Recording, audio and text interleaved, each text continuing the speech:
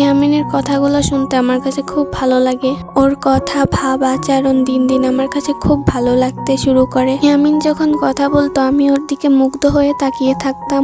আমার প্রেমে ইয়ামিন পড়েছে কিনা তা আমি জানি না, কিন্তু আমি ওর প্রেমে নিঘাত পড়েছি। তো একদিন ইয়ামিনের সাথে আমি কথা বলছি, এমন সময় ইয়ামিন বলল, তোমাকে আমার রাজ্যে নিয়ে যাবো, আমার মা বাবা তোমাকে দেখতে চেয়েছে। আমি বললাম, আমি তো মানুষ, আমি আপনাদের রাজ্যে কিভাবে যাব? ইয়ামিন তখন বলল, সেটা সম্পূর্ণটা আমার পরে ছেড়ে দাও। তো ইয়ামিন আমাকে বলল, কালকে রাত 12টার পরে আমি তোমাকে নিতে আসবো, রেডি হয়ে থেকো। আমি বললাম আচ্ছা। তারপরে ইয়ামিন আমার কাছ থেকে বিদায় নিল। আমি এই প্রথমবারের মতন জিনদের রাজ্যে যাব, তাই আমি অনেক খুশি আর একটু ভয়তেও আছি যে ওইখানে গেলে জিনরা আমার কোনো ক্ষতি করে নাকি। তো দেখতে দেখতে সে কালকের রাতটাই চলে আসলো। আমি একটা কালো 3 পিস পরে নিলাম। আমি যেহেতু ফর্সা তাই 3 পিসটা আমার গায়ে খুব মানিয়েছে। ইয়ামিন তখনই ঘরে প্রবেশ করলো আর আমার কালো 3 পিসটা পরা দেখে আমাকে বলল, তোমাকে অনেক সুন্দর লাগছে আজকে। ইয়ামিন বলল, তো এখন চোখটা একটু বন্ধ করো। আমি বললাম, কেন চোখ বন্ধ করব কেন? বলে যে আমাদের রাজ্যে যেতে হলে চোখ বন্ধ করেই যেতে হবে। তারপরে আমি ওর কথা মতন চোখ বন্ধ করলাম। কিছুক্ষণ পরে ইয়ামিন আমার চোখটা খুলতে বলল। আমি চোখটা খুলে অবাক হয়ে গেলাম যে জিনদের রাজ্য এত সুন্দর। চারিদিকে ফুল ফুটে রয়েছে, যে ফুলগুলোর নাম আমি জানি না। ওই ফুলের উপর থেকে প্রজাপতি উড়ে বেড়াচ্ছে। ইয়ামিন আমাকে বলল, কিছুক্ষণ ঘুরে ঘুরে জায়গাটা দেখো। আমি খুশি হয়ে গেলাম।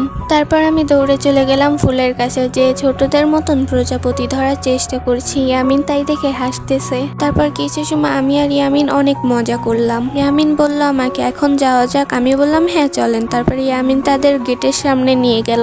আমি দেখলাম অনেক দাসী দাঁড়ানো। ইয়ামিনকে দেখার সাথে সাথে মাথা নিচু করে ফেললো।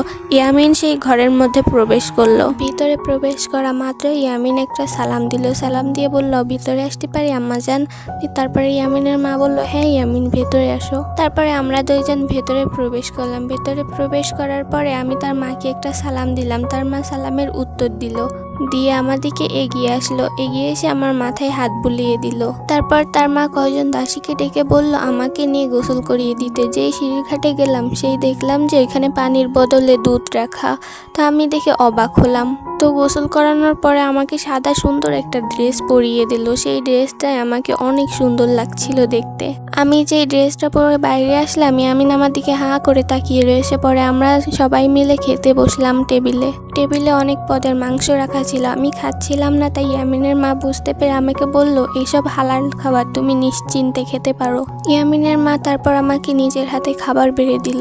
আমি খেলাম। অনেক স্বাদ খাবারগুলো, এমন খাবার আমি আগে কোনোদিন খাইনি।